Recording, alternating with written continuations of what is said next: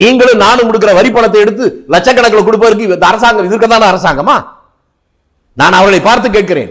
பெற்ற பிள்ளைகளை காப்பாற்ற தன்னை வேள்வியில் அர்ப்பணித்துக் கொண்டிருக்கிற பெண் பிள்ளைகள், ஆண்கள் எவ்வளவு பேர் கல் உடைக்கிறான், மண்ணை தூக்குறான், என்னென்ன வேலை செய்யறான். அதுல தவறி விழுந்து எத்தனை பேர் மரம் வெட்ட போய் விழுந்து செத்துருக்கான். அப்படி செத்தவனுக்கு ஏதாவது 10 லட்சம் ரூபாய் கொடுத்திருக்க அரசாங்கம்? நல்ல வரையில் பெண் பிள்ளைகளை காப்பாற்றுவதற்காக உடைக்கிறவன் செத்தால் அவனுக்கு 1 ரூபாய் தராத அரசாங்கம், கள்ளச்சாராயம் குடித்து செத்தால் அவன் குடும்பத்துக்கு 10 லட்சம் தரும் என்றால் இது எதை காட்டுகிறது? தவறுகளை தூண்டுகிறதா அல்லது தவறுகளை குறைக்கிறதா?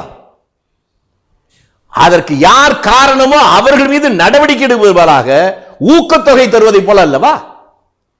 ஒழுக்கமாக நேர்மையாக வாழ்கிற காத்தானும் கருப்பனும் சுப்பனும் அவன் தருகின்ற வரிப்பணத்தை கள்ளச்சாராயம் குடித்து விட்டு செத்து போனால் அவன் குடும்பத்துக்கு 10 லட்சம் ரூபாய் தரும் என்றால் இதற்கு மேல் அரசாங்கம் அல்ல, இது மோடி மசான் வேலை. இல்ல, அதுவும் ஒரு அரசுடைய வேலைதானே. தவறு செய்வர்கள் மீது நடவடிக்கை எடுப்பதும் அரசு தான், நிர்கதியாக இருப்பவர்களுக்கு உதவுவதும் அரசு தானே. நான் என்ன சொல்றேன், அதை நீங்க புரிஞ்சுக்கவே இல்லையா? நேர்மையான வழியில குடும்பத்தை காப்பாற்றுவதற்காக செத்து போன எவ்வளவு பேர் இருக்கா? லட்சக்கணக்கான பேர். யாருக்காவது ஒரு 1000 ரூபாய் கொடுத்திருக்க அரசாங்கம்? இது ஒரு விபத்து தானே. விபத்துல உயிரிழந்த விபத்துல தான் சார் சொல்றேன். மரம் வெட்ட போனவன் மரத்திலிருந்து விழுந்து செத்து எத்தனை பேர் செத்துக்கா உங்களுக்கு தெரியுமா? கல் உடைக்க போனவன் பாறையிலிருந்து விழுந்து செத்துக்கா தெரியுமா? அவன் குடும்பத்துக்கு எல்லாம் 10 லட்சம் ரூபாய் கொடுத்திருக்க அரசாங்கம். அப்படி என்றால் அரசாங்கம் என்ன சொல்லுகிறது?